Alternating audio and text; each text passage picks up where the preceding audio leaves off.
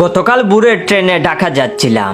ট্রেনে ভিড় নেই, মোটামুটি সিট ফাঁকা, বেশিরভাগ লোকজন ঘুমিয়ে ঘুমিয়ে যাচ্ছে।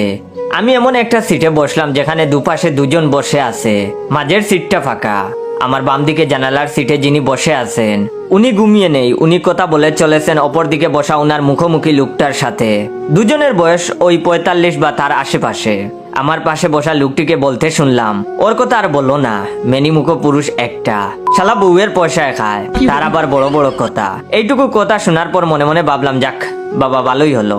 মেনিমুখো পুরুষের গল্পটা মন দিয়ে শুনতে পারলে গল্পের একটা প্লট পাওয়া যাবে। কতদিন ট্রেন যাত্রার গল্প বলিনি। আমার এমন আশাতে জল ডাললো অপোজিট দিকে বসে থাকা ওই লোকটা বলল, ওই মেনিমুখোর কথা বাদ দে, ওর কথা শুনলে আমার দিনটাই খারাপ যায়। আমি তখন মনে মনে আফসোস করে বললাম, ইস কত আশা নিয়ে গল্প শুনতে বসলাম, আর লোকটা বলে কিনা বাদ দে। মেনিমুখো পুরুষের প্রসঙ্গকে নিমিষেই দূরে সরিয়ে দিল ওই লোকটা।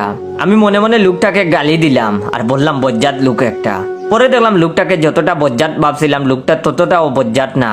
ততক্ষণে অন্য একটা প্লট নিয়ে চলে এসেছে। আবার আশায় বুক বাঁধলাম নতুন গল্প পাবো বলে। আমার পাশে বসা লোকটাকে জিজ্ঞেস করলো, আচ্ছা গোপাল, তোর কি মন মেজাজ খারাপ? কদিন ধরেই লক্ষ্য করছি তুই কেমন যেন একটা হয়ে আসিস, তোর মতো হাসি খুশি ছেলে কোনো কিছু টেনশনে আসিস মনে হচ্ছে।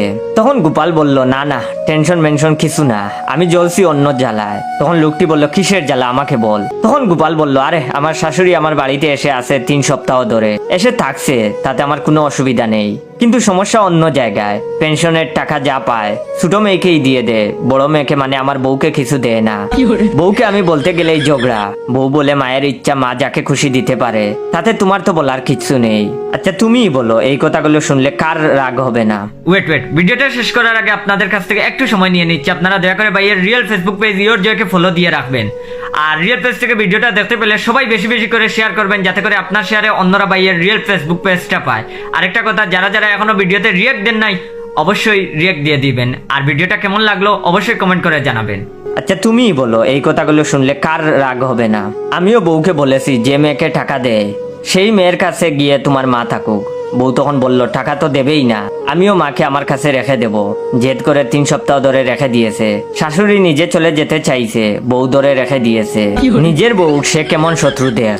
এমন কথা শুনে অপর দিকে বসা লোকটা হেসে বলল, শুন, মাথা গরম করিস না, তোকে ভালো একটা বুদ্ধি দিচ্ছি, শাশুড়িকে তোর বাড়িতে রেখে দে, এতে তোর লাভ হবে, বউয়ের উপর রাগ করে লাভ নেই। তখন গোপাল বলল, কি বুদ্ধি দিবি তুই? তখন লোকটি বলল, তোকে একটা কাজ করতে হবে, শাশুড়িকে একটু খাতির যত্ন করতে হবে, কাজ থেকে ফিরে শাশুড়ির সাথে গল্প করবি আর মা মা করে বেশি ডাকবি, এতে তোর বউ খুশি হবে, শাশুড়িও।